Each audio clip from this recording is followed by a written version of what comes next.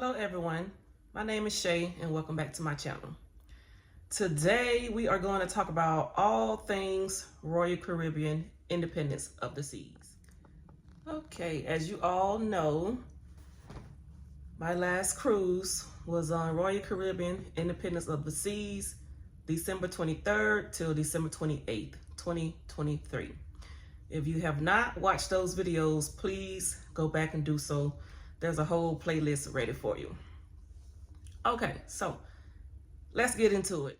Okay, let's start from the beginning to talk about the Royal Caribbean app. Download the app like when you book a cruise. Like when I booked my cruise, I went ahead and download the app. On the app, you can go ahead and do your check-in, upload your documents, pick assign, get your dining time. That's all on the app. They have excursions on the app. They have activities on the app. A lot of great things right there on the app before you even board the cruise. We had to do a health questionnaire like 2 days before we boarded. Like it was like 3 simple questions, very easy. Also, very cool, interesting thing on the app. You could do part of your muster drill on the app. That's the safety briefing. You could do that right there on the app. The morning of, we did our safety briefing sitting in the hotel room just waiting on time. So that was great.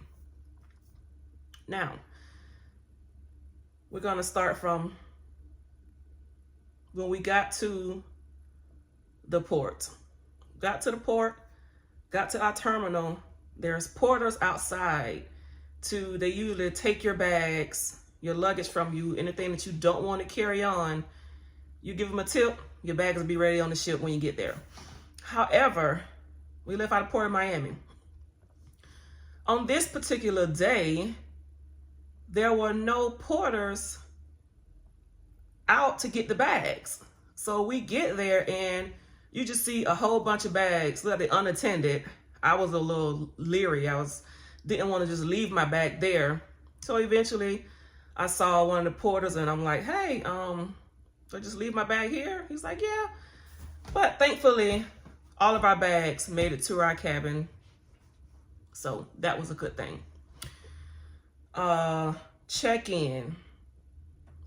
The line to go inside the terminal, they cut the line off. Only so many people were in the building at one time. Everybody else was outside the building. Well, we were like right the first to go in when they let the next group in. It started to rain a little bit, so we did have some coverage over our head, but we didn't stay outside that long. Once we got inside the terminal, it was constant moving. We didn't have to wait. So we boarded the ship very fast. And I like that. Kudos to Port of Miami for that. We get on the ship. The cool thing that I really, really like is that once you board the ship, you're already on, I think it's deck 4, where the muster stations are. So when you get on the ship, best thing to do, go ahead and knock out your muster drill, safety briefing, as soon as you get on, so you can start the fun. Go to our muster station, probably was there like 30 seconds. Only thing they had to do was scan that we were there, and we were on our way to Windjammer and to explore the ship. Now, this sailing was a holiday sailing. We sailed on Christmas, for Christmas. So we were on the ship for Christmas Eve and Christmas Day, which was really cool. This was my second Royal Caribbean cruise. The first one was back in 2009, so that really doesn't count because now they've amplified the ships and a lot of things has changed since 2009. So it was kind of like my first time all over again. Embarkation day, the thing I did like is that Royal Caribbean, they did not use the elevators for luggage. Like if you sailed Carnival before, you know, a lot of those elevators, the main elevators, are closed off for luggage. So kudos to Royal Caribbean for handling the luggage the way you do. Now, another cool thing about the app is that you could look at the menu for dinner for the whole cruise. You can check each day, and that's what we did. That's how we knew what nights we want to go to the main dining room, what nights we did not. We went to the main dining room maybe 3 nights. The first night was prime rib. That was delicious.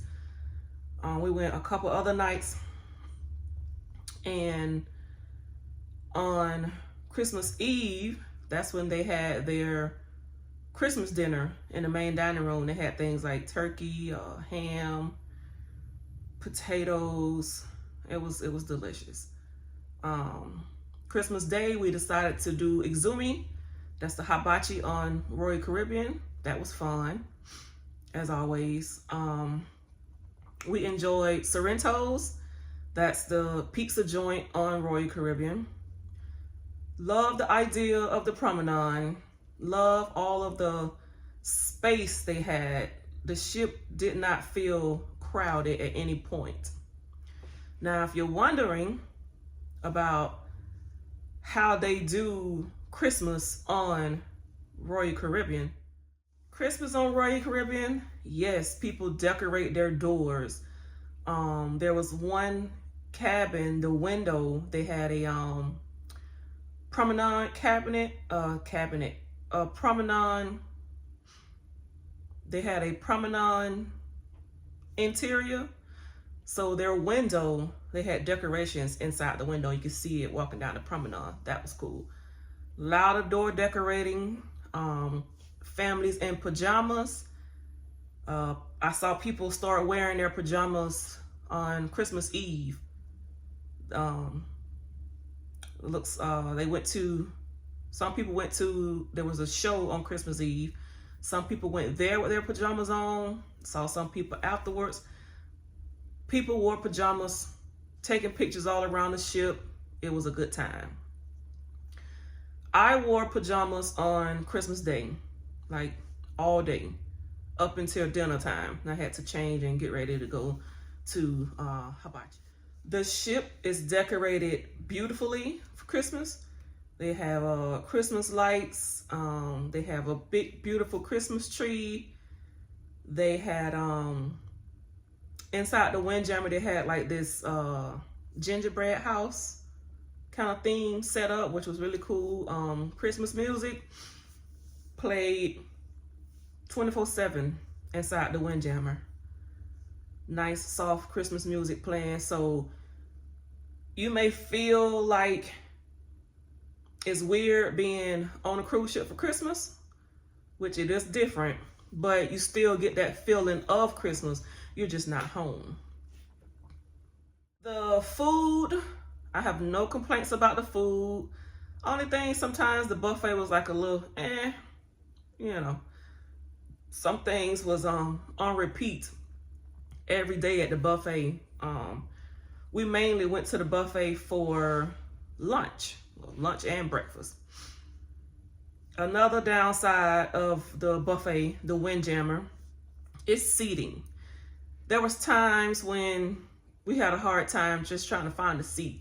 So before we get food, we already trying to spot a place to sit. Hey, find a table, you sit, I go get my food, then I come back just so we can hold this space because it was crowded at times. At trivia on like holiday theme songs, you know, play a part of the song, you had to guess what song it was. They had family scavenger hunts, a lot of great activities for families right there on the ship. The only thing that, well, another thing that was like a little annoying, I'm going to say, is the elevator situation. And this is beyond embarkation. This is during the cruise. The elevators, they stayed busy. Stayed busy. You had to wait. You had people cutting you off to get inside the elevator. But outside of that, the elevators, they work fine. It was just busy often. The ship was clean. Restrooms was clean every time I went in there. You see the crew around the ship during the day wiping something. The buttons on the elevator, the picture on the wall, the rails, always cleaning something. So that was great. The staff was great. The shows, they had good shows. Comedy was funny. The Love and Marriage show. If you are a Carnival cruiser and you know about the Love and Marriage show, then you already know what it's like. Comment down below and let me know if you enjoy the Love and Marriage show. Well, they had it on Royal Caribbean, to my surprise. And it was good. It was good. It was hilarious. It was, just like Carnival. So we enjoyed that. More shows. Not only did they have a Love and Marriage show, they have this show called Quest. And Quest, let me tell you, if your sailing has Quest, just go check it out. Quest was something else. Quest was something else. You had to be there to see it, to believe it. That's all I got to say.